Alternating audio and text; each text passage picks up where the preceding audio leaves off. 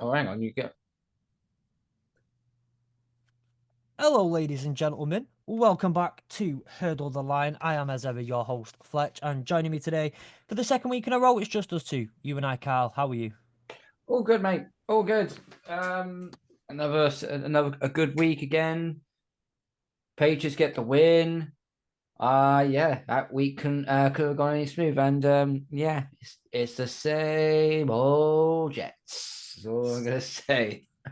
Well, we can get into the same old Jets in a very short amount of time, and I can't wait. You know that never before the Jets have never bothered me, but over the last couple of years, I've quite loved to have a good go at the Jets. I'm not gonna lie. Also, before you get on with your with all the bits, you need to do happy. If everyone does celebrate Yeah, Halloween, happy Halloween to all you lot. yes. I Well, that was going to be the start. I But was going to say I you was jumped, asked earlier. yeah, you jumped the gun a little bit too early there because I was going to Well, put this on, but oh, sorry. unfortunately you've decided to jump the gun. So I apologize. now I you've just apologize. fucking ruined it. Well, I was Anyway, going to say earlier in the week, we had a message in the group chat saying, "Are we dressing up on Thursday for the episode?" And I said, "Look, I'm not. Like, Halloween's not my thing. I don't really do it. I don't celebrate. I don't anything like. However, if you feel like it, please go for it." And then I turned up and Karl was not dressed up. And well, half dressed up. there we go. I'm in a Metallica jacket and an Iron Maiden t-shirt. I mean, I don't know how much more rock and heavy thrash metal Well, you could possibly get, but anyway. well, with that all in mind, anyway, and I'm very, very, very sorry, Karl, that I have disappointed you. I did jump the gun. That is my fault. Um, Before we get properly underway, need to do the normal bits. So we have, obviously, as normal, please go to the links in the description. Follow the AAW Network. Follow myself. Follow Karl.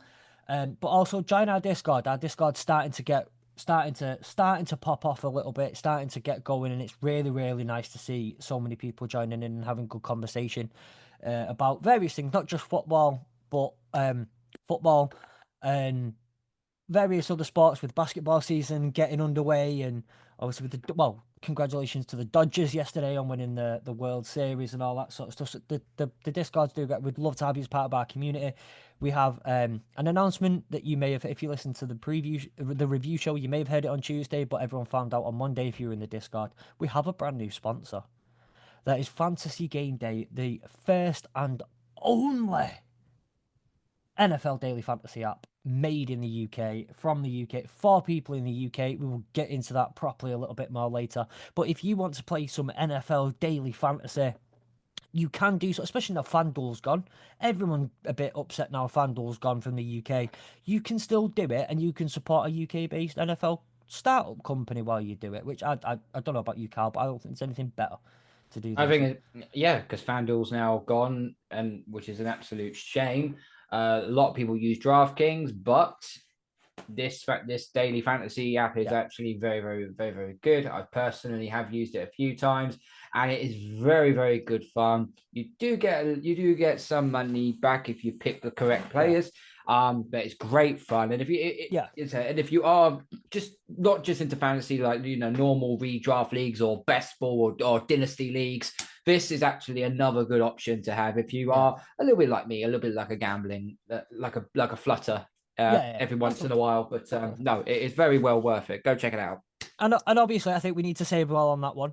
Two things. One, only if you're over the age of 18. Absolutely Yes. only if you're over the age of 18. And two, please do gamble responsibly. Like Karl said, have a flutter.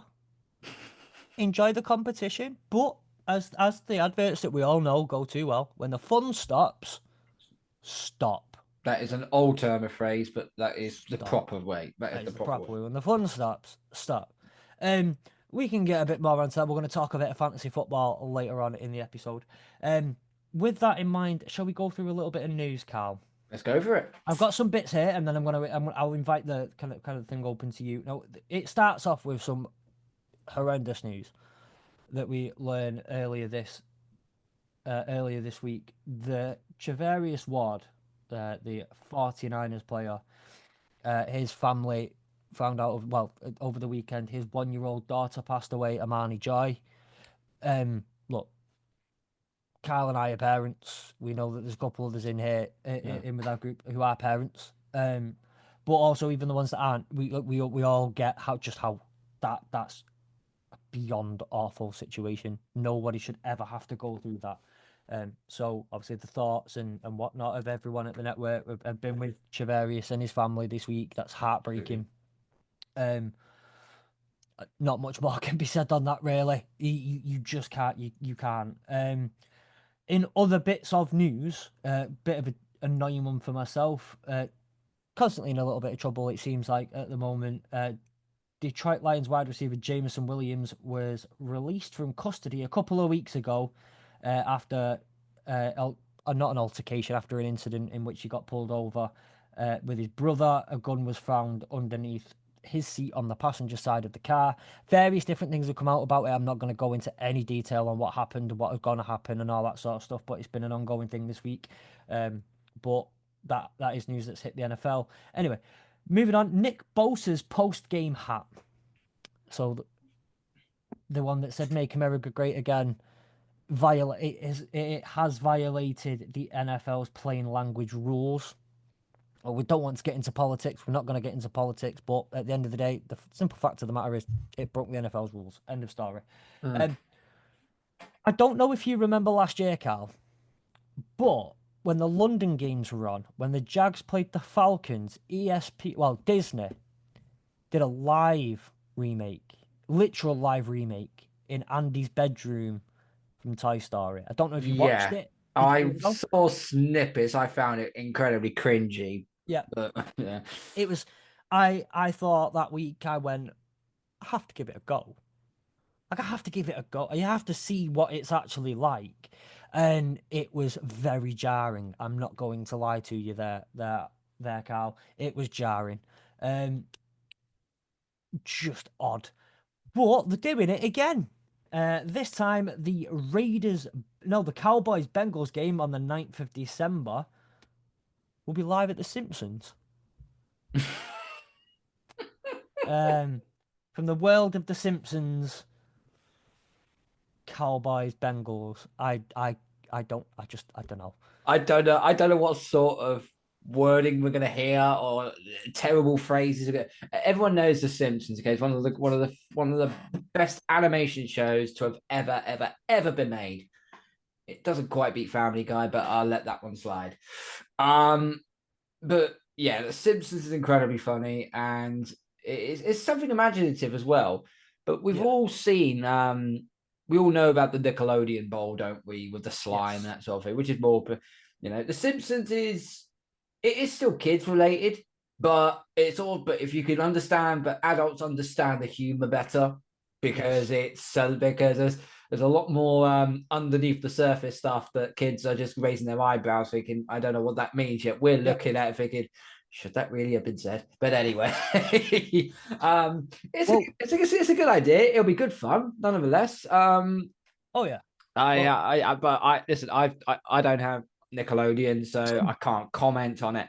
But the one thing I did, the one bit was the last Nickelodeon Bowl. It was it Dallas and the Rams?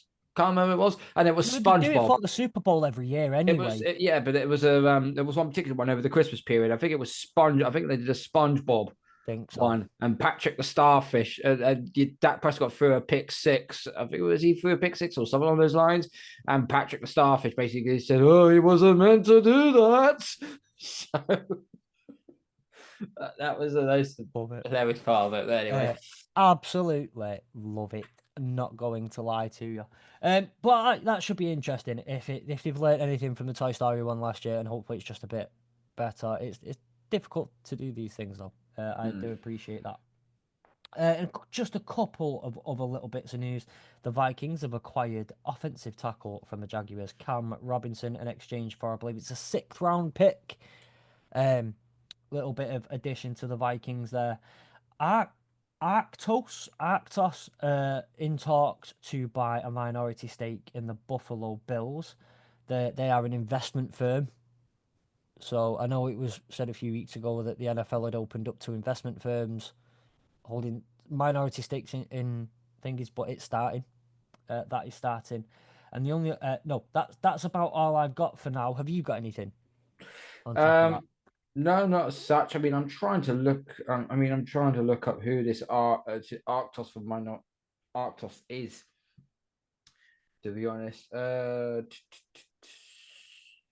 Yeah, I've got absolutely no idea who they are, to be perfectly honest with you.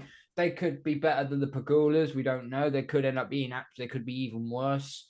We don't know until Yeah. the devil was in the detail on what's been. But it's only a minority stake. It's only a small amount, I believe. So the Pagulas still got full control over the franchise. So Yeah. I don't think it's something to worry about as such, unless they are going to buy them out. But I don't. But I don't see that happening. No. But So regarding of Javarius Ward, listen. That, as you said, you and I both have children. Okay, and yeah. and sometimes in these sorts of circumstances, life is more important than football, or Oh life yeah, is more 100%. important than your job, especially in this situation. That we wish Chavarius Ward and his family, our sincere condolences, and yeah, look, take your time. Take your time. I mean, Yeah. there's probably a good chance he may even play the next game. And knowing these sorts of things that happen, he does something absolutely remarkable and wins in the game or does something. Because I can't remember who it was. It was a 49ers receiver back in the day. I can't remember who it was now. I think he lost his baby. I think he lost his wife lost his baby, miscarriage, I think it was. And I think it was like a few days later, he ended up getting a touchdown for the 49ers. And then he just fell to his knees Yeah. and No, I cried out. remember that. I can't remember who that. If anyone in the comment section down below could find out who that is, please, that'd be absolutely brilliant. Excuse me. So yeah, that was good. And Yeah. yeah, Jameson Williams. At one point, we thought this little instant he was going the drug. What was it? Suspension on For PES, wasn't Pez. it? On Pez is, PES, yeah. yeah. I thought it was something to write home about. Now all this has come about with the police involved, being charged, that sort of thing. One thing to say. Stop breaking Um the law! Yeah. well I obviously it pertains to my team. One thing I'm very, very fortunate for is that I have a great community of people that I'm around who some of which have uh, not to brag, but some of which have connections and know people and are involved in the Lions beat writing community and things like that. Um, it's just I think there's a lot more being made of it than is not. And right now, the Detroit Police Department, I think, are trying to salvage what little reputation they've got out of this because they've taken themselves a little bit of a beating. Um, Obviously, don't want to get too involved. Not that they can do much to us, I guess, but I don't want to get too involved in talking about like a situation like that. But from what I'm aware, it's just it's as far as he goes, it's a whole lot of nothing being made more because he's Jameson Williams. Um, which I think is just one of those things, I guess, at the end of the day. Um, but anyway, with that in mind, I've had a little look, by the way, here at Arctos. Mm.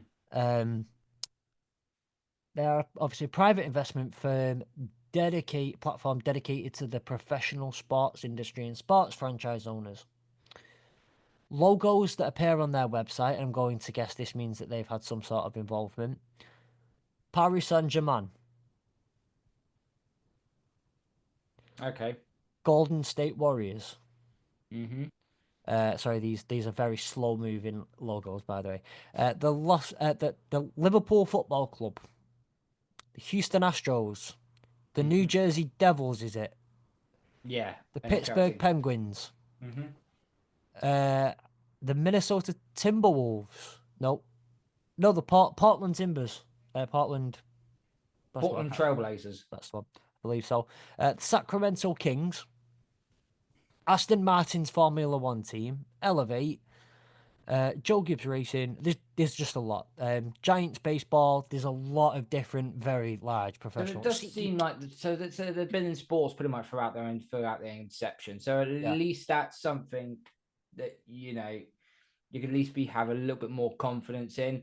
Whereas if this was a business that say did, I don't know, electronics or was into politics or oil or gas or anything like that, the first thing you think is, why the hell are we going to let a minority owner who knows nothing about the game of football, nothing about the sport, it's nothing about sport itself, take over? You know, so. But if you're a Bills fan, as I said, it shouldn't worry you unless more news comes out, more that they want more of the shareholders. But The, we'll see. our team page looks exactly how you'd expect this type of company's our team page to look. Lot of clean shaven white men.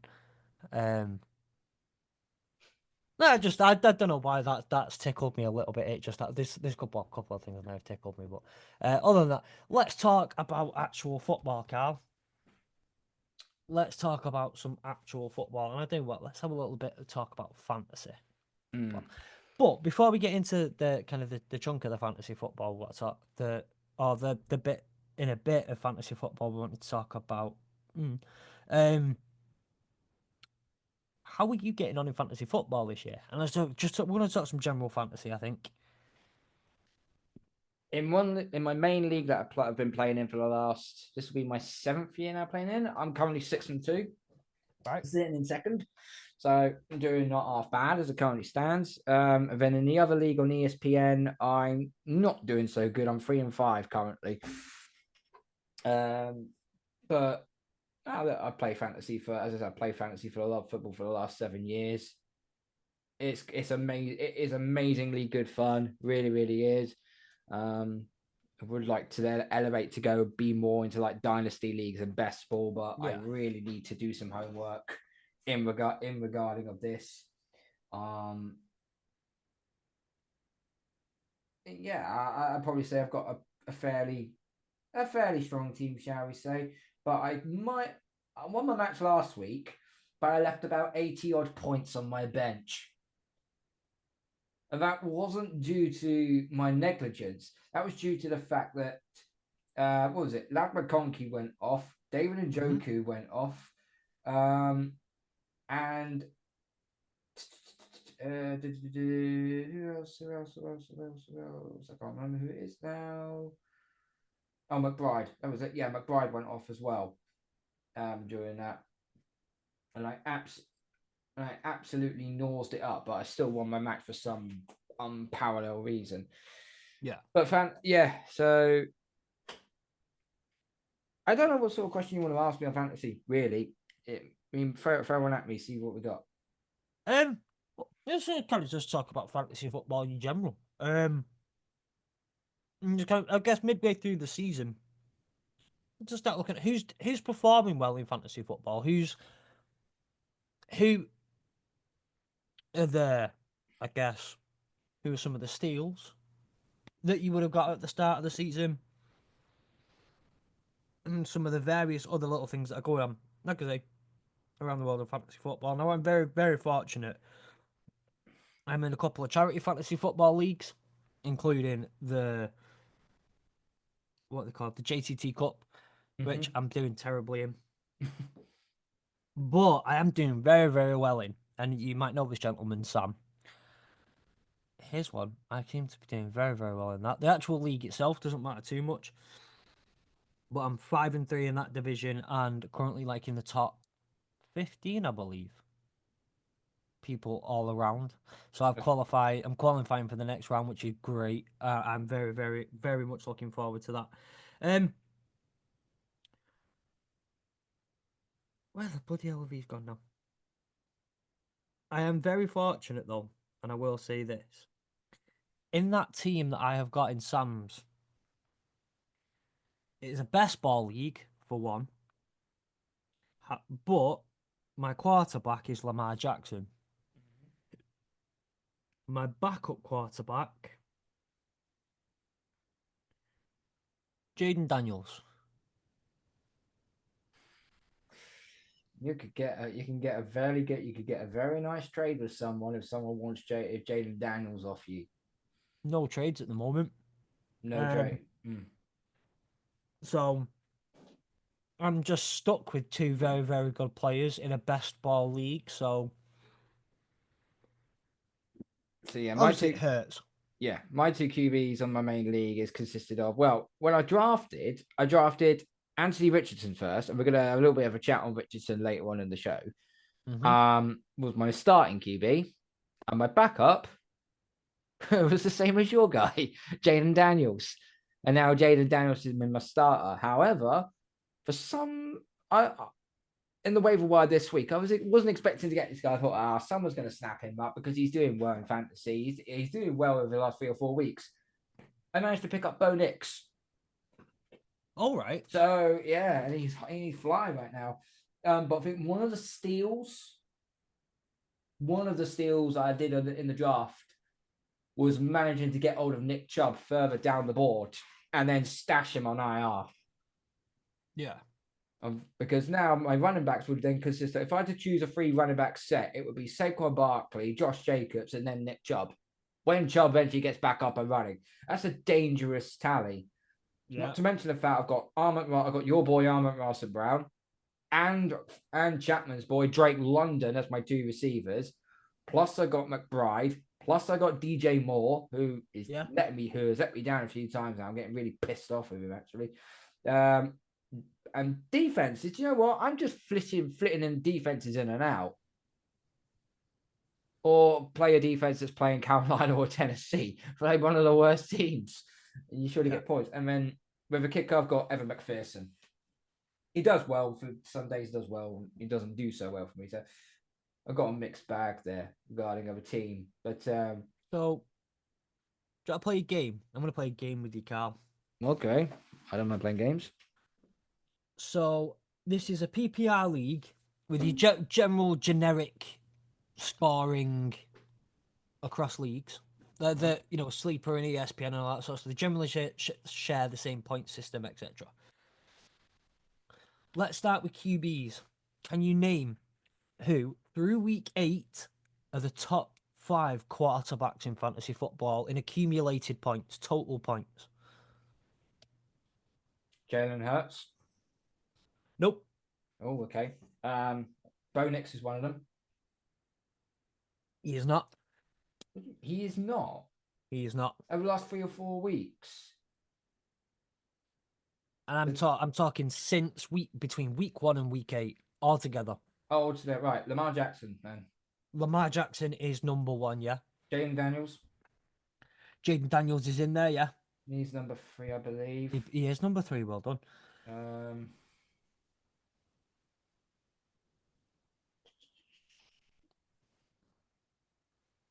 And when I tell you number 5 could very, very easily, if they didn't have just a couple of little things, they could very easily be about 9th because it's quite close at that point.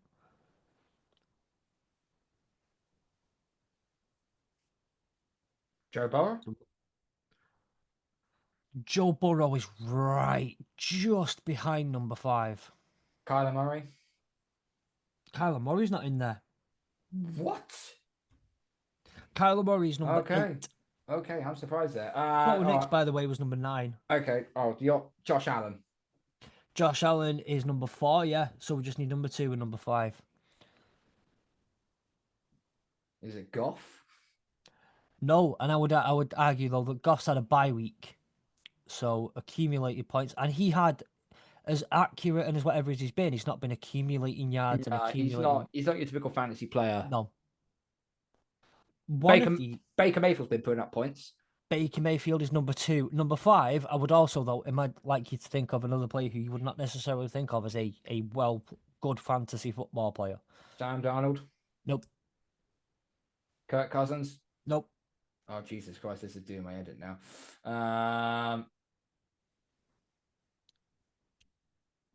You're in the correct conference.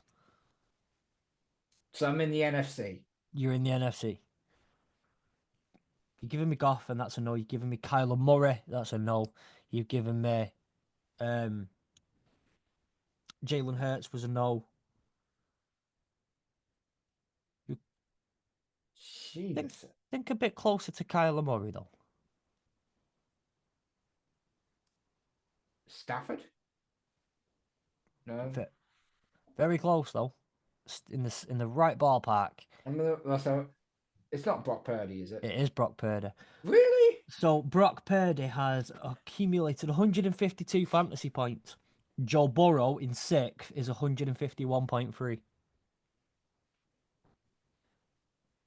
Well, I didn't expect that at all. I No, really but didn't expect that at all. so let's move on to running backs. Can you tell me who the top five running backs are in terms of fantasy football points? We'll give it. The Kings at the top. He absolutely is at the top. Yeah. Saquon Barkley, Number two, yeah. Alvin Kamara. That's number three, yeah. Um,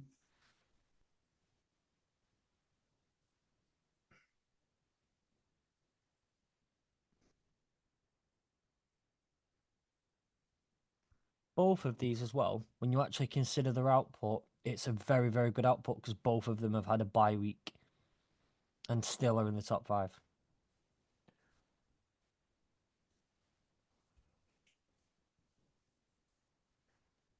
I'll give you a clue, right? So we've Kyron got Williams. Kyron Williams, well done. Absolutely. He's number four. Just behind him. Now, just missing the cut as a bit of a clue. Bijan Robinson, James Cook, and Josh Jacobs and David Montgomery all haven't made the cut. Kenneth Walker. No. No. Oh, I was kind of I was kind of way off that one then.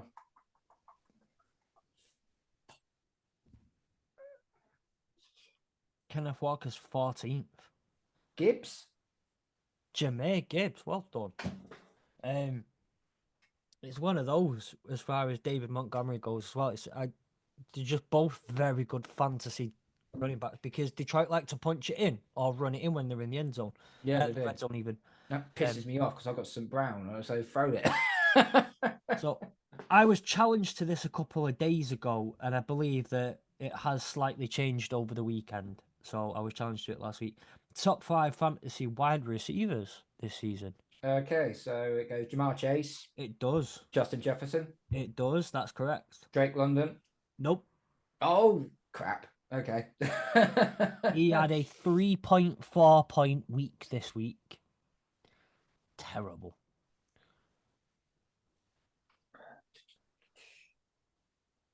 CD Lamb.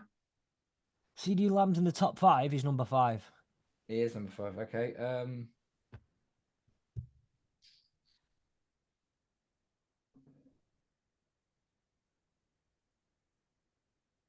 So you're looking for number three and number four. I'll give you a clue for number four. This is the highest amount of points that they will get, or they will never get another point for the rest of the season. Because they're out.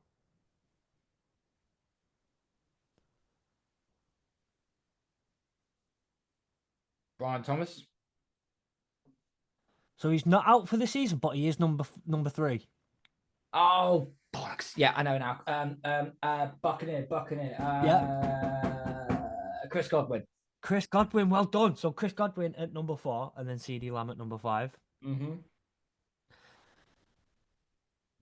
Tight ends. Ooh. Give me your tight ends. Before we do this, we did a disservice last week because last week was tight ends day, and we didn't mention it once. And what happened on Sunday? Tight ends feasted. Absolutely feasted. Yeah. So without further ado, let's go to the tight ends. Trey McBride, obviously one of my guys. Yep, he's number five. He's number five.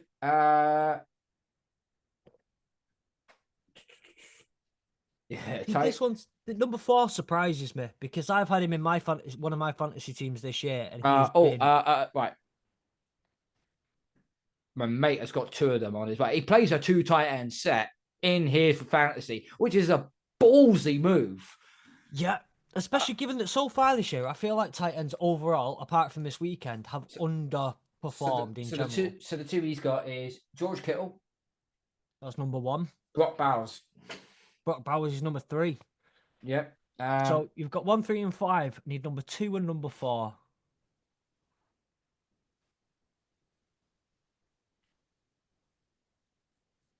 The Porter's been out injured, so it's not the Porter. Kyle Pitts, because he blew up. Kyle Pitts is in at number 4. And this is what I'm saying. I have Kyle Pitts, and he has done fuck all year.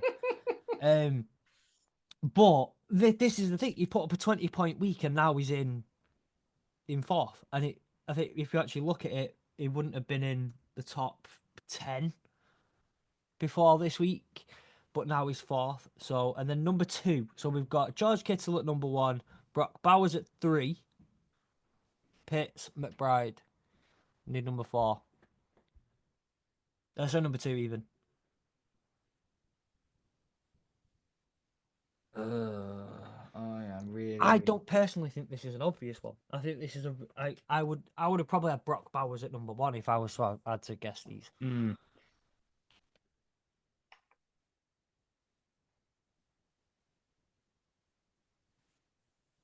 I'm really struggling. He's ranked number two. Number two. Well, it's not Kelsey. It is not Kelsey. Kelsey's 13th. Is it Komet? It's not Komet. No. Okay. Who you would think though after the London trip as well, he had two touchdowns that week, didn't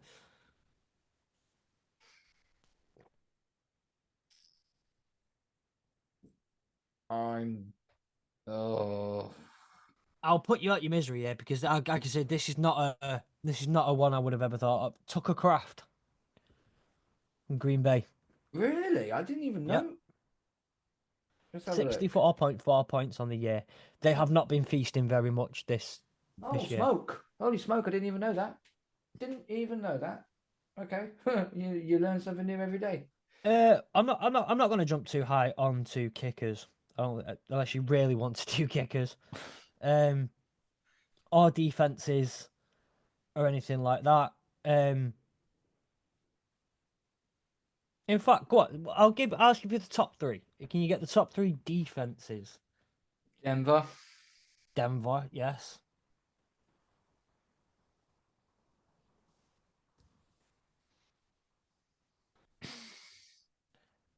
Kansas City. No, Ah, okay. All right. Got that one. they're 16th. Bear in mind, everyone's talking about how good the defense is. I know it's fantasy, and fantasy is different from real life, like to a certain extent, but they're 16th.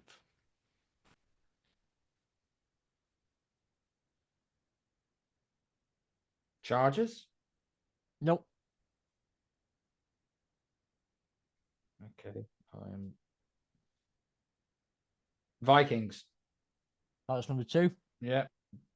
They're the number one team that blitz on more than 50% of all their plays. So there's that one there. Hmm, Broncos, Vikings, and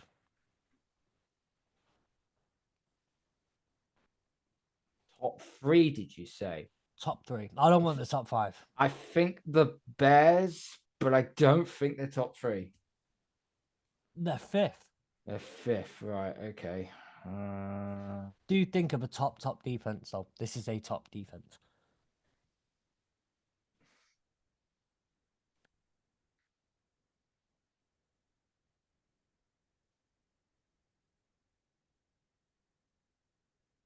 Packers. Close, they're fourth. So you have pretty much got the top five close enough now, anyway. So Okay, fair enough.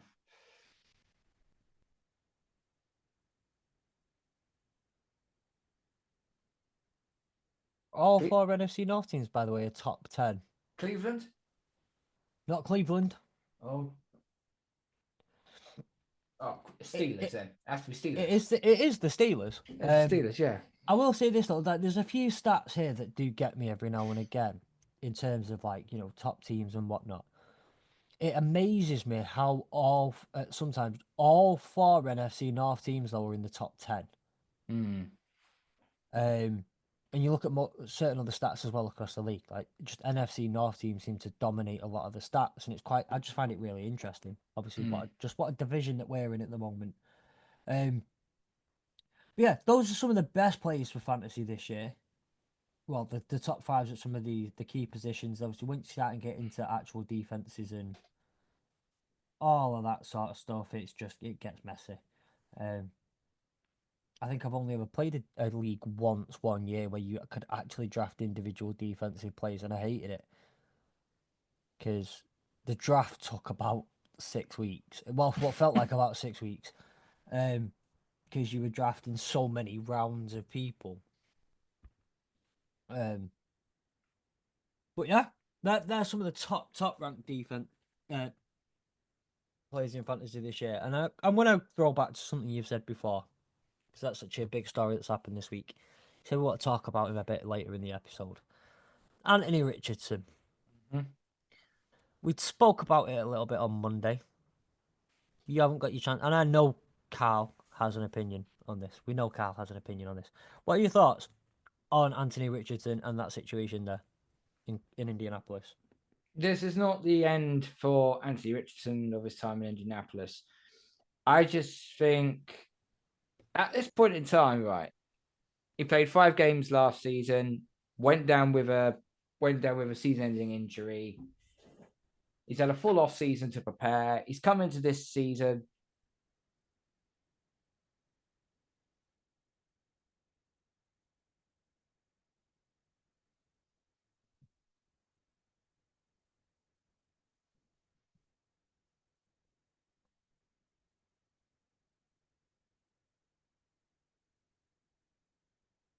The bread and butter stuff that as a quarterback, okay? But they struggle to like get the ball deep down the field. Yeah. And not go for the bombs and that sort of thing. But if you're doing the A to B sorts of plays, then you've already made it way as a quarterback. Well,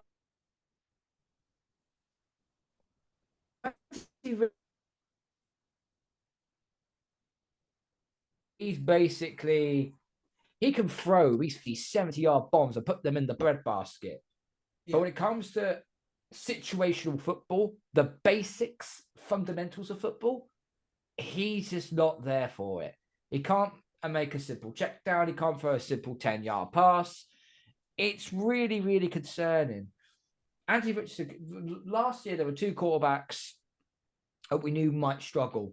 One of them was Anthony Richardson, and the other one was Bryce Young. Bryce Young because he's in a shit organization. We knew he was a dead man walking when he went to the Carolina Panthers. Let's be real.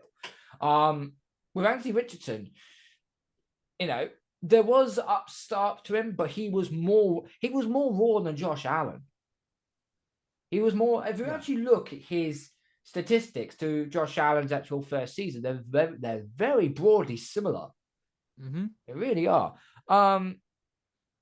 But if the Colts were, say, the Panthers at 1-7, or the Patriots or Jets at 2-6, you could probably understand that it's probably not. We're probably not going to get to the playoffs. We're nowhere near in sight. Let's just keep him out there, and he just learns on the job. Yeah. The Colts are sitting at 4-3. They're sitting at one of those 2. They've got 4 wins under their belt anyway. Yeah. They're technically in the hunt for a wild card spot. I think the Colts have looked at this and gone, what gives us the best chance of making the playoffs? And they've looked at it and goes, well, Joe Flacco's our backup. And the last 2 years, Joe Flacco has thrown for the Colts and for Cleveland from last year, 20 touchdowns, 5 interceptions. Yeah. Well, who do you think is going to make the better option of getting you to the playoffs? I know people say, oh, it's going to stymie Anthony Richardson's production. Anthony Richardson doesn't need producing regarding of the deep ball. He can throw the deep ball. There's no question or shadow of doubt about it. Okay. But he can also run. He can also run with the ball. He is lightning quick. Yeah. His problem is the basics of the football, the check downs, the 5-10 yards of the 5 yards into the flat, the screens, the ball over the top of the middle because he keeps throwing interceptions on that part of the field. That, you're not going to learn off Joe Flacco through his stamina, through his speed and ability. But what you could learn from Joe Flacco is doing the basic fundamentals of the game. Joe Flacco's a former Super Bowl champion, for crying out loud. He's 39 years old. He's been there, done it, worn the t-shirt. He knows how to do the basics. If that's all Anthony Richardson needs, this is not going to stymie Anthony Richardson's development. I think this is a case of, and also as well, one last thing. This on the top of your head, the Yeah. tap out, that's a bad look. That is an extremely bad look. You could have just lied to the reporters and said, tweet to me, or I came out for a running, or I just came out for a running play. That's all you had to say. And he made himself look silly by saying, no, I was too tired. Yeah. If that basically means you're not physically fit to be in the NFL, and your teammates as well are going to look at that and go, is he really the man that's going to actually lead us anywhere? Yeah. That's why I think, and Shane Steichen has got his back against the wall here. He knew that that Jim Irsay was going to be on his case about this, and I think if they were in a really bad situation, they would probably leave him out there. And because they're 500 or just over 500 rather, you've still got a good chance. The AFC South is a trash pile. Sorry, Jaguars don't look good. Tennessee are horrendous, and Houston right now is running away with the division. So, you're the second best team in that division. So therefore, you are in shot of a wild card spot. So you need to put someone who's going to do it. Okay, Joe Flacco will probably make it to the playoffs. Will it win you a playoff game? Probably not. Probably not. But you've got to give it a chance. You've got some talent on that team. But Anthony Richardson, he does need to be sat, and he needs to learn. Yeah. Next year will be a pivotal year for Anthony Richardson, because if he keeps doing these sorts of mistakes, the Colts are going to set their franchise back another 3 years. And they haven't had a great quarterback since Andrew Luck. That was back in 2018. It's been 6 years. 6 years. So I want to give you a couple of things on Anthony Richardson. Right, I've got next gen stats up here. I haven't been ignoring you. I have been listening. I've just been getting next gen stats up.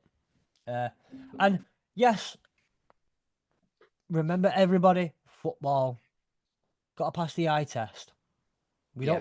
You watch games, not box scores, as I tweeted out the other day. However, stats are sometimes helpful, and I do love a good statistic. I'm not going to lie to you. This is why we have PFF Premium, and why we have NFL GSIS and all that sort of stuff. So, Anthony Richardson has what's that? 1, 2, 3, 4, 5, 6, 7th best average time to throw in the NFL. His lines helping him. They are helping him. So, okay, don't want to turn everything into a game of. Can you guess, Karl? But No. who do you think's number one? Who do you think's got the most time to throw in the NFL?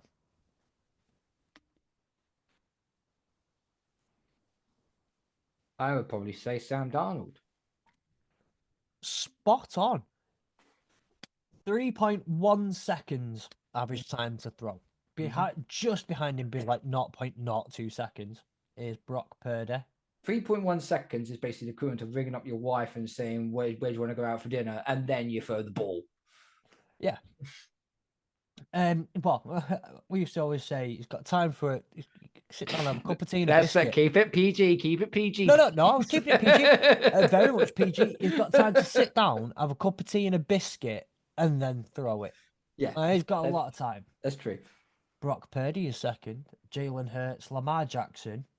But I feel like, especially with Lamar Jackson, he extends the play that long. Yeah, those sorts of callbacks extend the play. You want the real statistic is a callback as primarily a pocket passer. Yeah. If you scramble out of the pocket, you're not exactly giving your line time. Then they basically say, no, you're evading the pocket because your line isn't getting it done. So you have to evade. So Sam Darnold and Brock Purdy are kind of the ones you're looking at there. Yeah. Obviously Jalen Hurts, a little bit more. No one more than Lamar Jackson really in the league at all. But Justin Fields and Bo Nix and Anthony Richardson. So Anthony Richardson has 2.98 seconds on average to make a throw. So it's not like in comparison to other this one, it's like in comparison to other QBs, it's not like he hasn't got time. I think you look at slightly behind him. Okay, is Aidan O'Connell, Justin Herbert, Deshaun Watson, CJ Stroud, Jacoby Brissett, Caleb Williams. Right, this shocks me a little bit. Maybe you just get the ball out quick. Jared Goff is all the way down. Looks like bottom half of this. That surprises me a little bit. But we're talking about Anthony Richardson, not Goff. So he's got time.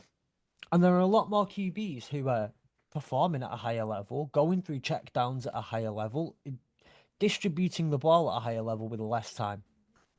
So clearly time's not the issue here. Time is not the issue in the pocket. So what's one? Average completed air yards. Well, let's just say Anthony Richardson is the highest in that one.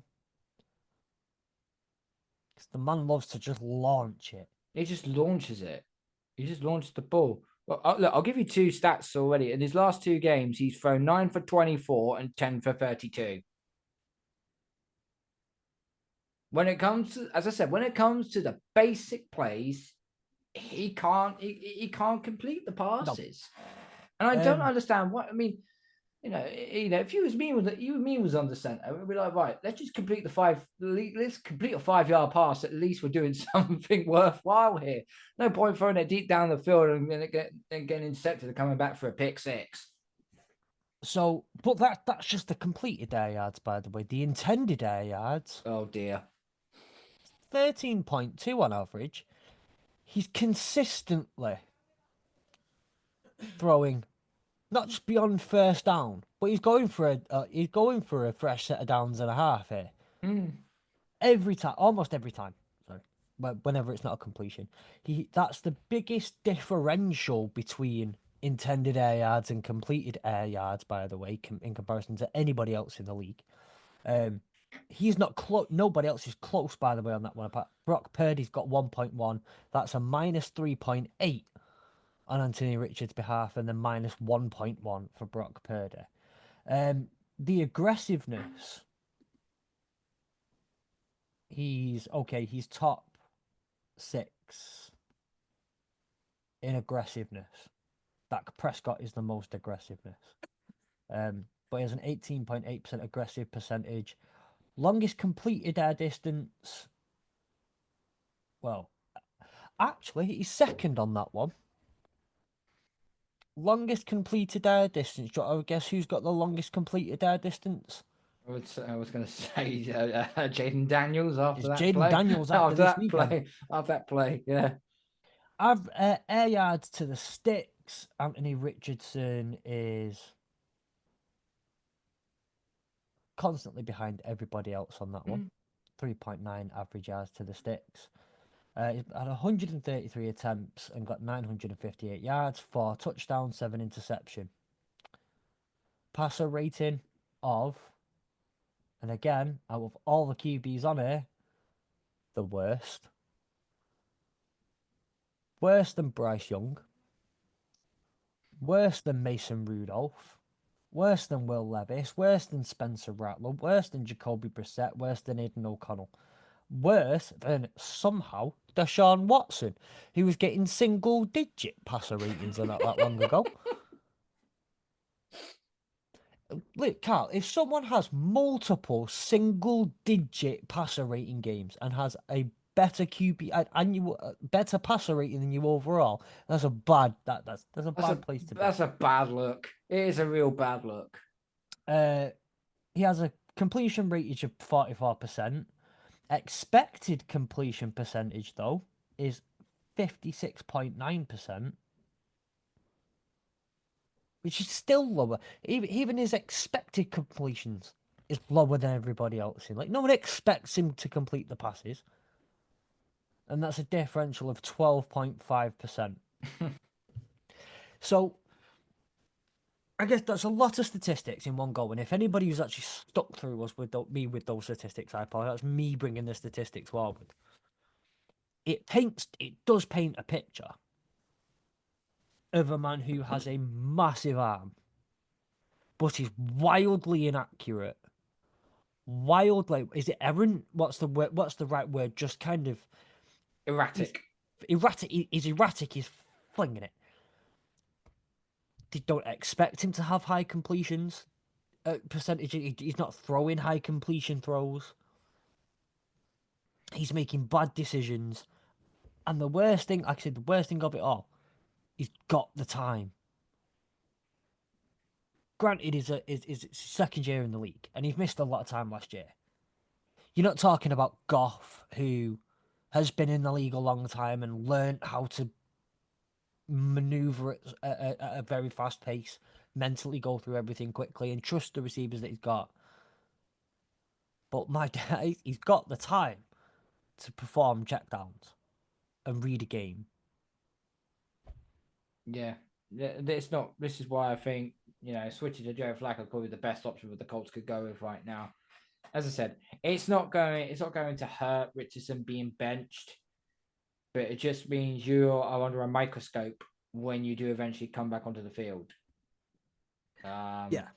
And it's critical now for him. He has to get this development, and he could potentially be a fantastic quarterback in the future. It really is. Yeah. But right now, I think he's still raw. I don't think he ain't ready yet. Well, let's look at Joe Flacco for a second. I'm going to go very basic stats. I mean, like your Wikipedia career stats. 4 games played, 2 games started. 1-1 record. 71 completions off 108 attempts. That's 65.7% completions. 716 yards. 7 touchdowns, 1 interception, and a 102 passing rating.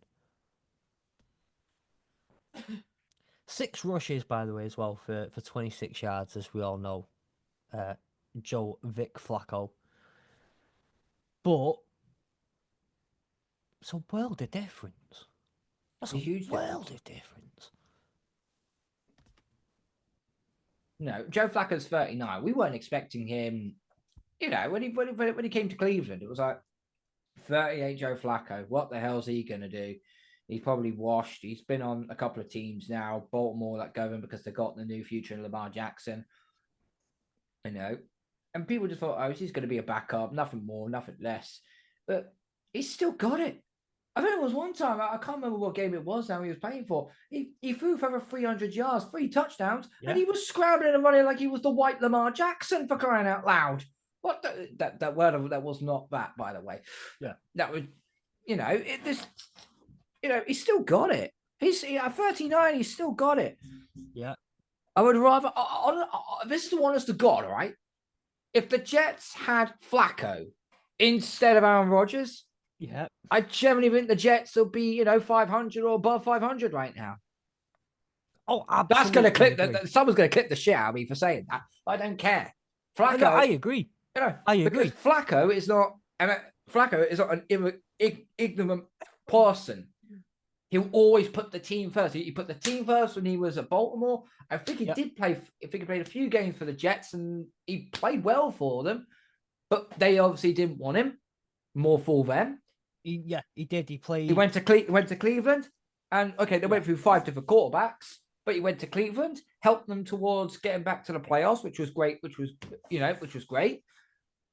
Then he goes to Indianapolis, and he's performed rather well.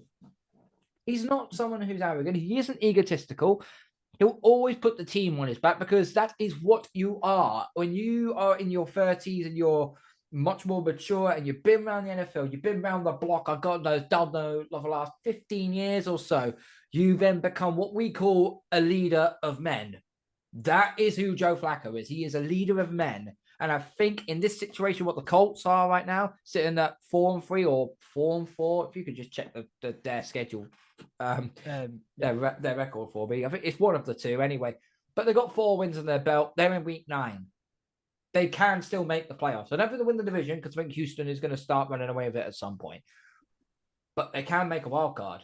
You have Joe Flacco in, you've got every chance to. No, absolutely. I could not agree with you more. And it's the 4-4, by the way. They are 4-4. Oh, they're 500. They're 500 going into week 9. But they're only where have the Texans gone? Where have you gone? They're 6-2, aren't they? Seven, well, 7-2 after tonight's game, but you get my drift. Yeah, they're de facto 7-2 right now. But no, I actually I fully agree with the point that you make on Aaron Rodgers though, because he's a multiple MVP winning quarterback who has done nothing but Since cause problems. 2019, he's done nothing since 2019. But cause problems wherever he's been. Yep. His last 2 years in Green Bay, he caused nothing but problems. And since he's gone to the New York Jets, and even before when he went to the New York Jets, when he was causing problems with both franchises, kind of, Mm. he's been causing nothing but problems for them. And then you take a man like Joe Flacco. And I tell you what, though, I tell you, if Joe Flacco was there, we take regardless of the scenario of the record in general, everyone loves Salah there. Nathaniel Hackett's probably not got a job now because everyone No, has realised he's useless. no. But Salah's still in a job, I think. They've got a great defense and an offense that does enough to actually win him games. I think Robert Salah is at the. I think Robert Salah is at the Packers. He is. He's a He is. part time assistant or On the defensive assistant offense. on the offense, which On the offense. I find quite weird. But Since he's a defensive minded guy, but okay. well, yeah. But if he and look, I like Robert Salah. I think he's a great guy. I really wanted him in his job. He was my number one choice for a head coach. And I think anyone who, by the way, who says in 2021 that Robert Salah weren't their guy is a fucking liar. Everyone wanted Robert Salah, and in Detroit, especially because he's from Dearborn. So everyone in Detroit was just like, was thinking, it's the homecoming. It's similar to Max Crosby now. Everyone got behind Max Crosby because he's from Detroit. We're playing the homecoming thing, especially with Aiden Hutchinson now, and everyone's all about the homecoming. I wanted Robert Salah. I think he's fantastic. I think he's brilliant. I'm very, very happy in the situation that we're in right now. Not gonna lie, much happier with where we're at. But he's a fantastic, and if he is who I think he wants to be, and I think if he wants to go for another head coaching job, because I don't particularly think it was his fault, and I think he can walk around the league and say, listen, that, that bastard went and fucked me over at every given opportunity because he was more friends with the owner than I was, and whatever. Yeah. I don't believe for one second Aaron Rodgers is little. I don't have that much power. Yes, you do. And you made sure you did when you went into that franchise because that's the place that will give it to you. Anyway, it's totally beyond the point. If he wants to be a head coach, the one thing he does have to learn, though, and one thing he did fail on was having an offense and having good hold of the offense. Matt LaFleur, by the way, who was, I think, either Robert Saleh was his best man or he was Robert Saleh's best man at their wedding. They go back to, is it not San Francisco? Where were they at before that? Robert Salah was at San Francisco. But he wasn't always at San Francisco, was he? I'm not. I'm sure they were together a couple of years before that, somewhere daft like. I don't want to say the Dolphins. But yeah, they were together. Commanders. I want to say the Commanders again. I don't It think so. does. No, I don't think it's Wash. Is it Matt? No, you're thinking of Shanahan.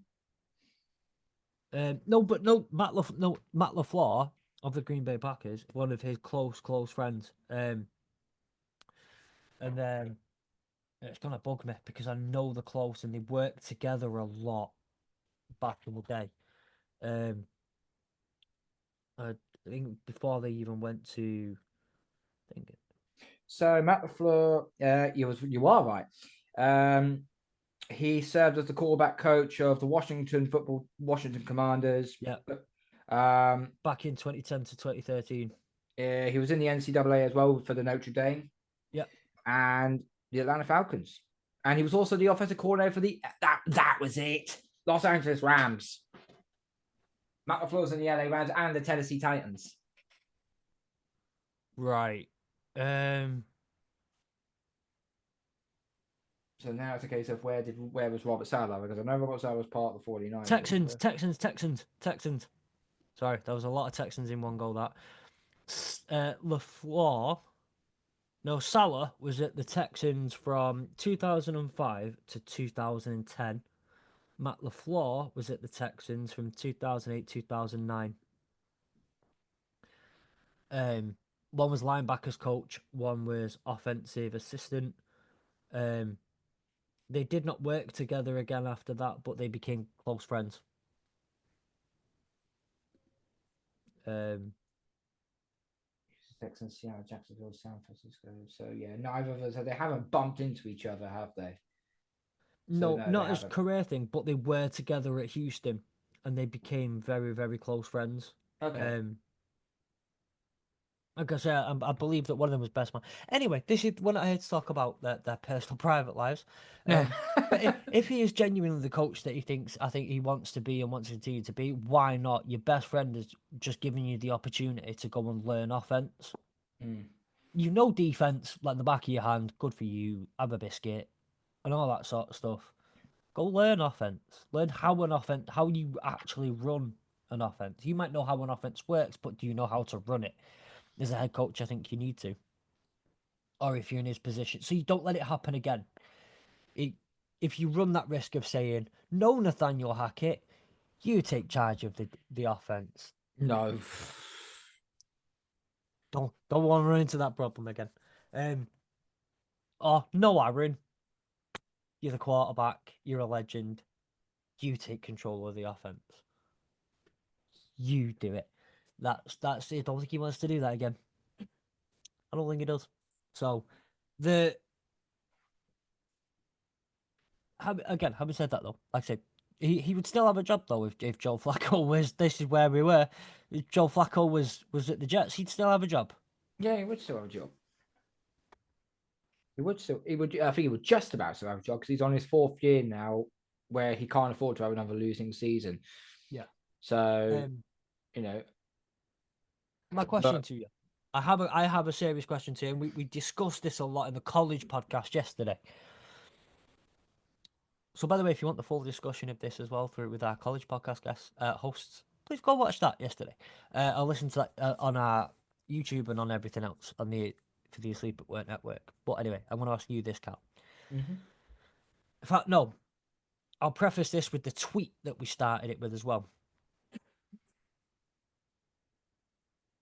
For the conversation on the podcast. I do apologise, by the way. I live in Salford. Just seeing cars screeching and fireworks going off. I live in Salford. It's a normal Tuesday for us. Well, Thursday. Anthony Richardson is 22, benched. Bryce Young is 23, benched. I think I know where this Trey is going. Lance is 24, benched. Well, I don't think you got the. Well, yeah, let's not talk about that one. Justin Fields is 25, benched, although I think there's ulterior motives behind that one. Will Levis, 25. Zach Wilson, 25. Both benched. Mac Jones, Kenny Pickett, 26. Benched. Does the NFL have a QB development problem? They do, but I also generally think as well they have a quarterback scouting issue as well on that side of things. But Carson, am I about You to tell. start? Carson, am I about to start the season where Tom Brady had that? I believe he was in a live show with Stephen A. Smith from ESPN's First Take, if I'm not mistaken, and he was talking about how back when he was playing, when quarterbacks come in from whether it was first, second, third round, they always sat so they could be developed properly and understanding better, know their plays, know their routes, the concepts that they have to use or how to read defenses, because that was basically what Brady learned from a very young age, was how to read defenses. He was learning, but he said now in this current day and age, you're learning a playbook. You're not learning coverages. You're not Yeah. learning how to look out for who's. Is it going to be? Is it a cover two? Is it a cover three? Or is it going to be a blitz? Where you're going to get your receivers open and so on.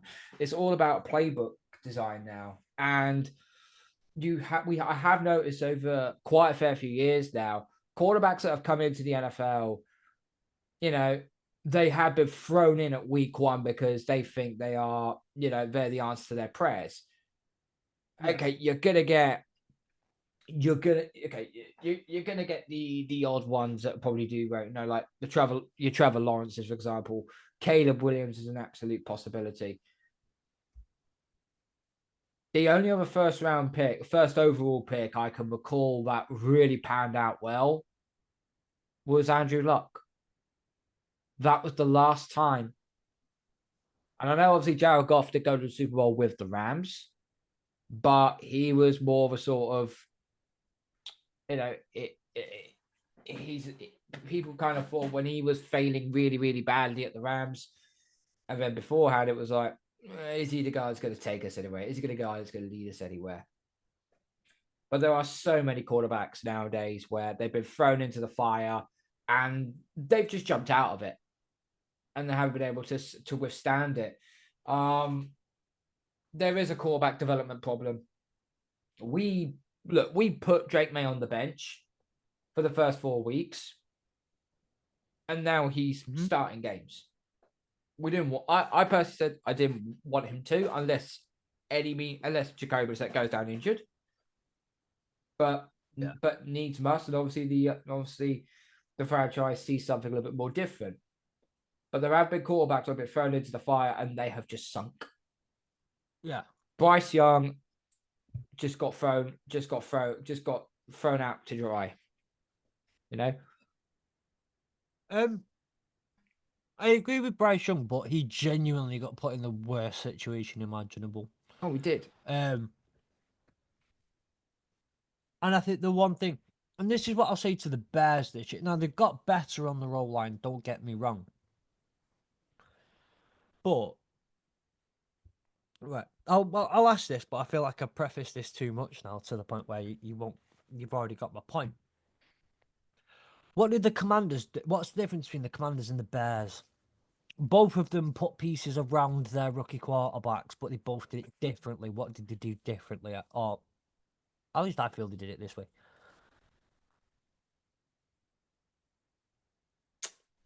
I would probably say I don't generally know really. I think Washington's O line was okay. They put weapons around both quarterbacks. Yep. I'd probably say the Bears defense was slightly better ahead than what Washington's was at the time, even though Washington's is starting to get a little bit better now as the season goes on. I'd say Chicago's strength for schedule has been easier than Washington's. I would generally agree. And Washington's coach has been to the Super Bowl before in Dan Quinn. Whereas Chicago is still running with Matt Eberflus, whose play calling it's still questionable at times. Yeah. So, what I was going to say was, and again, don't get me wrong, Bears have got better at this. Bears gave Caleb Williams, let's say they gave him DJ Moore. They had DJ Moore, Keenan Allen. They gave him Roma Dunze. They gave him Cole Kmet. DeAndre Swift. Lol. There's a reason they didn't work out in Detroit, then went to Philly and didn't work out. Anyway, that's by the by. They gave him pieces to throw to and to give the ball to. Their offensive line gave us Renaissance paintings for the first 2-3 weeks of them on their asses, getting mauled, and all that sort of stuff. Now, you've got Scary Terry in Washington, fair enough. That's Scary Terry. And now he's got a real ass quarterback. He is actually Scary Terry. Yeah. Washington put a decent O-line in front of Jaden, which is what you've just said. Like, I absolutely agree, is they actually put a bloody decent O-line in front of him. And now the Bears O-line is starting to get good. Look at the difference in the Bears. Look at the difference in Caleb Williams now with the offensive line it's performing. I always think that one of the best things Jaden Daniels has had is an actually half decent O-line from the start. Yeah. And he's been performing well from the start. That's the thing for me that I think as far as quarterback these rookie quarterbacks go is the O-line put in front of him. Because very similar, I think, as well with Bryce Young. He just got given a dumpster fire with no protection, and then they said, "Yeah, we know you're about the same height as Kyler Murray, but what we're gonna do is put a load of the trolls from Harry Potter and the Philosopher's Stone. We're gonna get them to guard you. Yes, they're big and bad and dangerous, but they don't know what they're doing and can't stop a cold. Yeah. They and just left him to, like you said, left him to die. Basically, they just left him to be killed. But looking at some of the top picks overall, okay, I'll look at just the quarterbacks. Kyler Murray, well, Joe Burrow, disappointing at the moment, hasn't done, but he's taken them to a Super Bowl. Yeah. Yeah, Um, I probably did rule out. I probably forgot. Yeah, I forgot about Joe Burrow there, to be well, honest with you. But I say go through a couple of them. Like, well, you got Trevor Lawrence before that, Mhm. or more recent than that. Trevor Lawrence, he has some nice throws. That's about all you can say about him, and long hair. That's about all you can say about Trevor Lawrence at the moment. Joe Burrow took the Bengals to a Super Bowl, but has been so far underwhelming for the last couple of years. But has dealt with injuries. dealt with injuries mostly. Why has he dealt with injuries, Karl? What's been the biggest problem for the Bengals? What have they not Uh, put in front of him? I don't know. I think it might be an offensive line. It might be an offensive line. Yeah. The biggest argument that anyone had in the year Trevor Lawrence got taken in the draft, that first year for, I think it was like Dan Campbell's first year, I remember that, because we took Penei Sewell, and the argument was before that, well, maybe Penei Sewell won't be available for the Lions. I'd like him. The Lions want to build the trenches first. They've said that quite all Yeah. along. But the Bengals need to take Penei Sewell to, or someone like that to build their trenches, and they all said the Bengals aren't smart enough. They'll take Jamar Chase, and then wonder why Burrow can't throw to Jamar Chase while he's on his ass. And well, you have Hang to. on. Well, that's not technically true because Jamar Chase is wide receiver is number one receiver in NFL fantasy. So that's a load of cod's wallet you Well, just said as a general rule, yeah. But Joe Burrow is also injured a lot and generally underwhelming, and the only thing he's got is Jamar Chase. Well, they got T Higgins. Come on. Um, fuck, I was like, then you got Kyler Murray the year before that, who, well, he's not very tall, is he? I No. like Kyler Murray. I've always said I like Kyler Murray, but what's he done? He runs a. What- He does throw the ball really well, He actually. does. I will give him credit for, but I think what annoys everyone is the fact he's like 5'6" and he runs around like my 3-year-old toddler who's just stolen my mobile phone. Give it Yeah, back. exactly. But he runs around like that because he's 5 foot. Like I said, he's 5 foot fucking two. Like he's a garden gnome. I say that like I think he's actually my. I say he's my height. I actually think, to be fair, in real, he is actually about my height, which is generically average height. It's just a quarterback. Obviously, you expect a much finer specimen than I as your quarterback. But he can't see over his fucking O line. He needs to get out the way so he can see. Um, the year before that, Baker Mayfield Went into a bad situation, but elevated it. elevated it, turned bad again, moved, found another home in the books. I like Baker Mayfield. I think he'll do. I do like Baker Mayfield. I think he's brilliant. Uh, Jared Goff took the Rams to a Super Bowl, got binned off by the Rams, and will win the Super Bowl this year. So we can just put a Super Bowl on him. Bill Belichick put him in a spliff. Let's put it that way. So we'll put Goff as actually Goff's as good as won a Super Bowl now. We can just say that way. Yeah, before that, Jameis Winston. I had some interesting comments about Jameis Winston this week that I've not a, made public, and I a don't want different to. a different reason for 30 for 30. Because one of the seasons, I think it was for the Buccaneers. I think he threw like 30 touchdowns, also threw for like 30 interceptions as well. The great level of consistency. Unfortunately, it's Yeah, gone. yeah. But what's he won apart from? Nope, can't say that. I'm not going to get us in that trouble. No, you can't say that.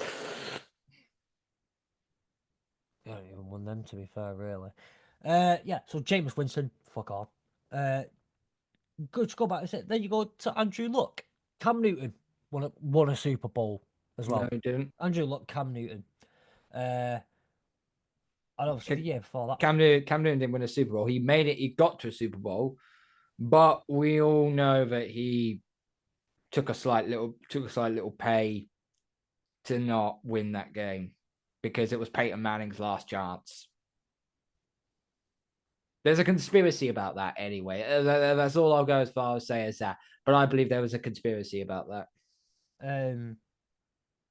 Oh no, he didn't. I don't know why I thought he did. Yeah, Cam Newton made the Super Bowl. Andrew Luck, incredible. The year before that, you had Sam Bradford, who. What's wrong with Sam Bradford? Fucking wank. Yeah, I agree. And then the year before that, Matthew Stafford. Yes. Who was fantastic in a dumpster fire and then went off to not a dumpster fire and continued to be fantastic. He's won a Super Bowl, but not for the team that drafted him. They're your number one overall since 2008. No, 2009, sorry. 2008. So there isn't many. There really, really isn't many at all. But the argument there being if you go into the team that's number one overall, okay, granted, Caleb Williams went to a team that got given the number one overall pick from the Carolina Panthers because through the situation that they had. Although, to be fair, you could argue that the year before, the Panthers weren't the worst team. They just, because they gave Chicago the number one overall pick. They gave away the first due to the trade that they got.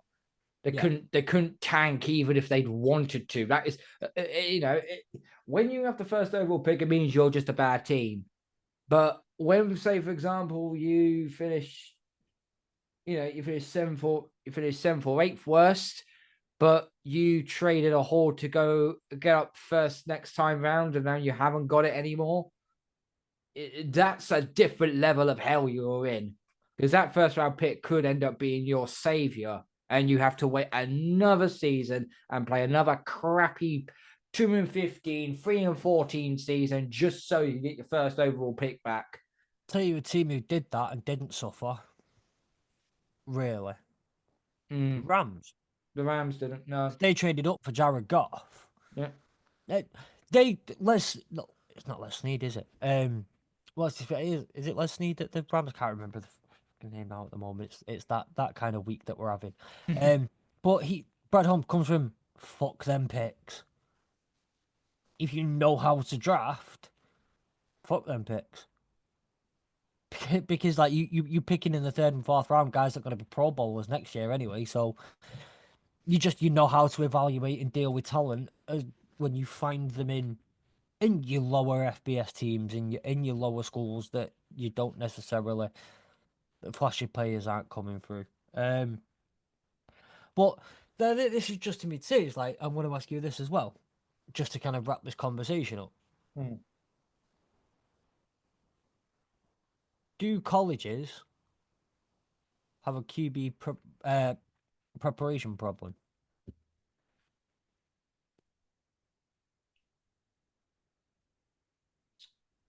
If you're basically saying that they need to stay longer in school before they go to the NFL level, That was an argument made last night. That should they stay until the seniors if you're a quarterback? But I think the general argument I make, and you could argue that staying until a senior would maybe help with this, but a college program's doing everything they can to make sure that a QB that's on their roster is going to be good enough to go into the NFL. No. Should they be? They should be. They should be doing better. They should be doing better. I personally feel that, yeah. When you play quarterback in the NCAA, you're going to get more receivers open. Your offensive line is going to give you a little bit more. It's going to give you more time in the pocket or more time to scramble, and it is basically with a play. Basically, you're following a playbook. And if you've got the good pieces around you, then it's I wouldn't say it's straightforward, but it's a bit more easier. Let me make an argument for you then. Okay. Let me make an argument. Nobody from the NFL pays college coaches. Mm-hmm. Nobody from the NFL does. They come and watch and then poach when you really think about it. Yeah. College coaches have nothing to do with the NFL, other than I want to go and coach in the NFL one day because that's probably so. In some cases, that's going to give me better money. There are some colleges out there that have a lot of bloody money and can pay coaches better than NFL teams. Yeah. You could make the argument that college coaches have zero obligation to the NFL.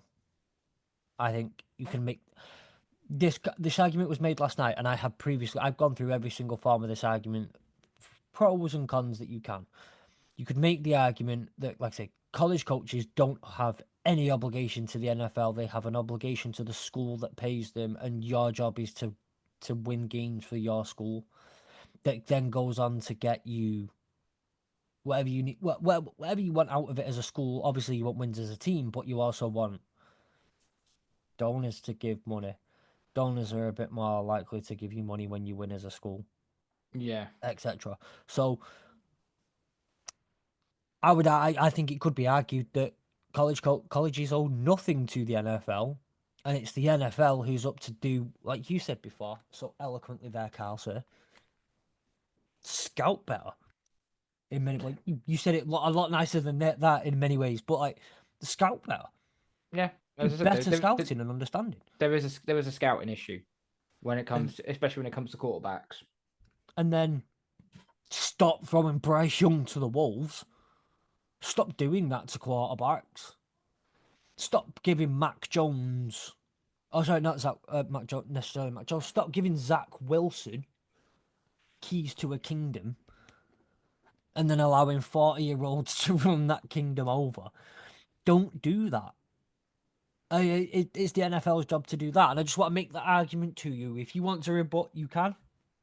If you would, I'd like to hear your thoughts on that in general. I think you make a pretty decent point there. As we said, there is a bit of a scouting issue, and they need to try something different now. Whereas the NCAA or the NFL, for that matter, if the NCAA know that this, let's just say for example, Cam Ward plays for Miami currently? Yeah, For the Miami Hurricanes. He's apparently predicted to probably go first, maybe even second overall in the draft, probably behind Shedeur Sanders, if I'm not mistaken.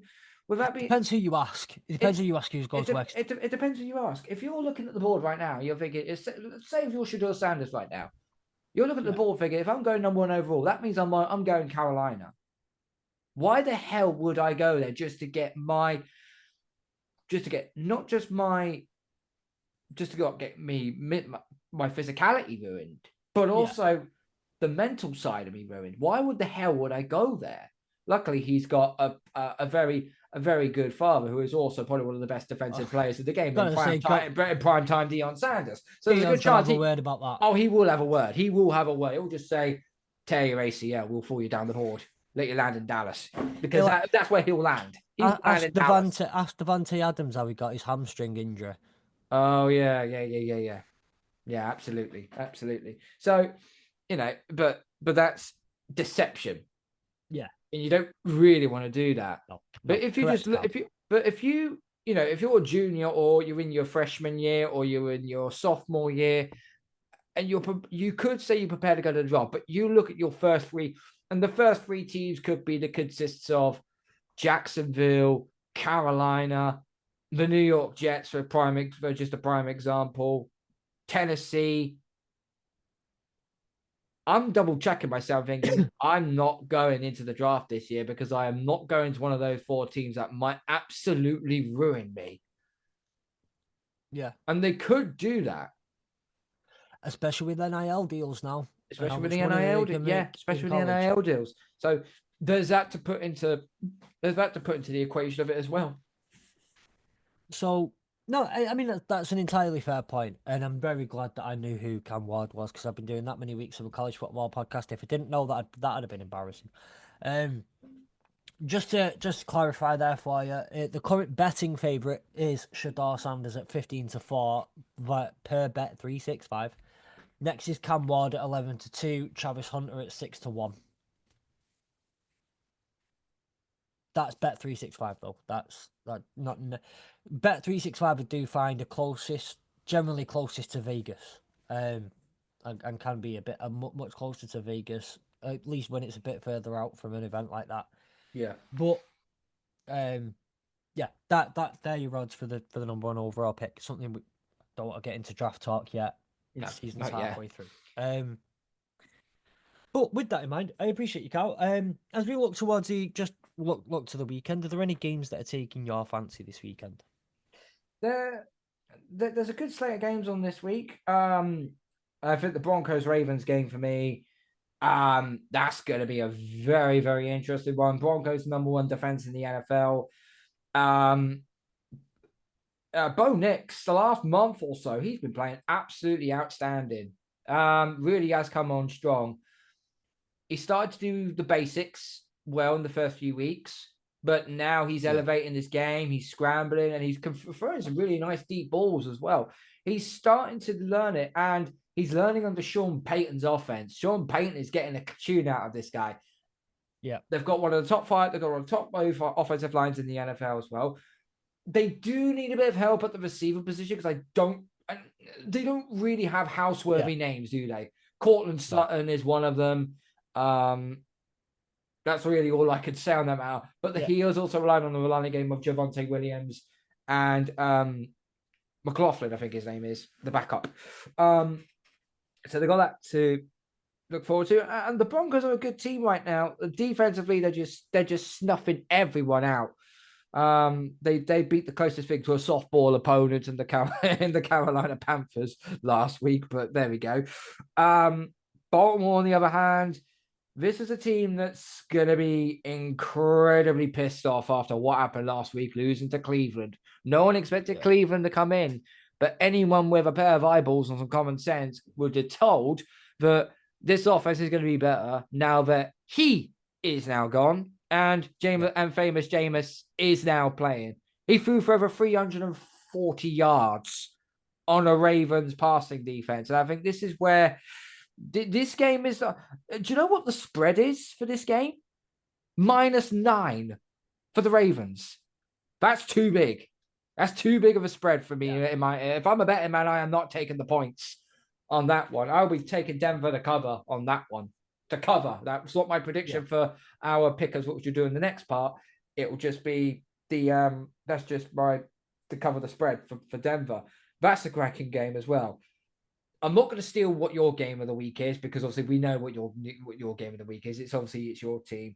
So I'm just going to try and I'm going to say Chargers at Browns. I think that's going to. These two teams play Yeah. very, very similar games. They play hard-nosed defense. They prefer to run the ball. They'll take deep shots down the field. It's basically one team that plays the same from the East and one team that plays from the West. Yeah. The Well, same. So, I was actually going to say that my game of the week truly is KC Tampa Bay because okay. I think If I'd say this, if the Buccaneers had Mike Evans and Chris Godwin, I think this game is closer than what a lot of people give it credit for.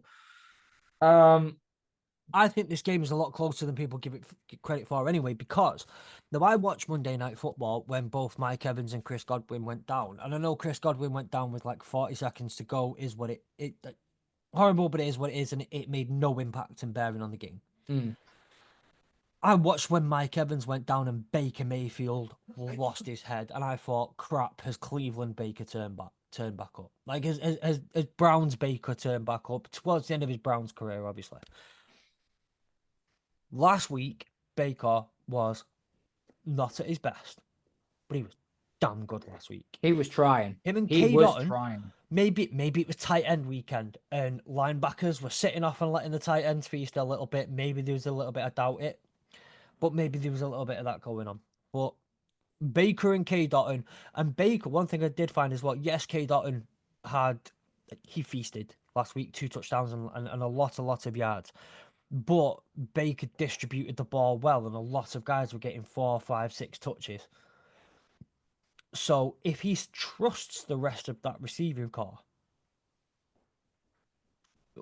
keep Baker's happy. And if Baker's happy and he's got people that he can trust, Baker will continue to perform at a high level. I don't care whether he's got if he hasn't got Mike Evans, as much as that's a huge miss. Can't lie.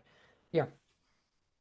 But if Baker continues to perform at a high level, yes, this is a tough Chiefs defense as a whole, but he could put a game up for it, even without Evans or Godwin. They can, yeah. I do say that, but the defense of the Buccaneers is sucky ducky. Is probably the right word to describe their defense right now. It's not the greatest. They do let off the run, but they do let out on the running game. Pass the defense are not quite as stout as what they used to be. And the one thing that does worry me is obviously because the Chiefs they play free tight end set, which is the most in the NFL. But when they play a 2 tight end set, they're third overall in the NFL. Yeah. So there's a good chance they could rely on the running game. And since Patrick Mahomes is not been Patrick Mahomes this season, he's actually been average. Let's put it politely here. He is relying on the running game and the defense that little bit more. But if you rely on Patrick Mahomes to throw the ball at you, that's basically death by 1,000 cuts. Yeah. So you've got to pick your point when you play the Kansas City Chiefs. You've got to pick your poison. Yeah, absolutely. Obviously, without a shadow of a doubt, Detroit at Green Bay. Hell of a game. The implications of the game: 6-1 versus 6-2. Divisional matchup, that kind of thing. Always great. The thing that worries me is, no disrespect to Malik Willis, but if Jordan Love does not play, I do need to double check what their injury report was today. But if Jordan Love doesn't play, I'm not worried at all. Because this Detroit defense, especially the DBs, are performing at a very high level right now. Very high level. They don't scare me. We have still one of the best rushing defenses in the NFL. Our interior is great. The only thing that worries me is getting to the quarterback. But if it's Malik Willis, I'm a bit less worried than Jordan Love. And Jordan Love is a bit scatty. Jordan Love is not performing at his highest, and I truly think that the only thing that worries me about the Packers right now, as much as I respect him, is Xavier McKinney. Xavier McKinney, yeah, but Jair Alexander did not practice today. So on Xavier McKinney, he doesn't worry me that much. Yes, don't get me wrong, he's incredible, and anyone should worry somewhat about Xavier McKinney. We have one of the best schemed offenses in the league. And we have, at the moment, one of the most efficient defense reading quarterbacks in the league. That doesn't worry me. So all worry me as much as it should probably do, for most teams. So it's a great game. And I will obviously be more invested in that game than any other game this week. It's FTP week. It's FTP every day. Listen, don't get me wrong. I mean, as soon as the Pats game is finished, that's on the 6 p.m. slate. I'll be tuning in for the Packers Lions game because that's not just for supremacy in the NFC North. This could be supremacy for the NFC conference in general.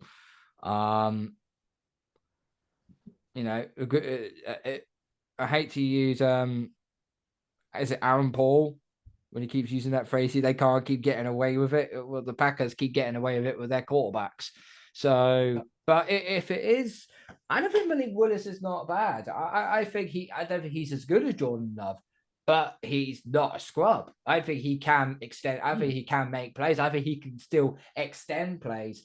Well, But listen, if there's you, one thing we know about scrubs. but I do generally think that if you shut down the running game of um Josh Jacobs, Yeah. and put the ball in Malik Willis's hands, then I think you could get something. Then you could try and maybe turn the ball on him. And I think because the Lions are very, very capable of that.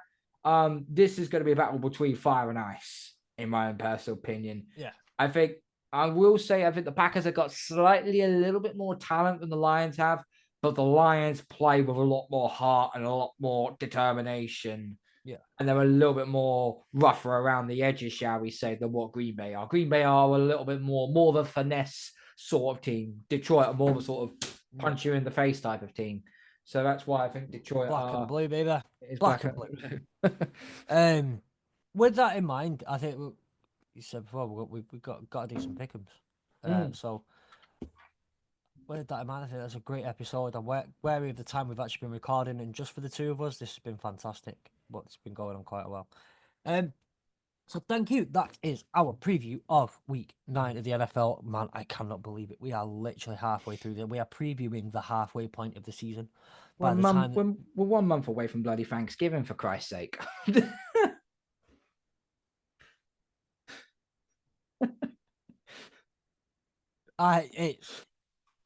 It takes so long to get here, and then it just goes so quick. I hate it so much, but I don't hate it. I love it while it's here. But and don't get me wrong, we'll all be watching the UFL in a couple of months, so we'll be fine. But with that in mind, thank you so much for listening to us. This has been me and Karl. Don't forget to hit the links in the description. Join our Discord. Get on Fantasy Game Day now.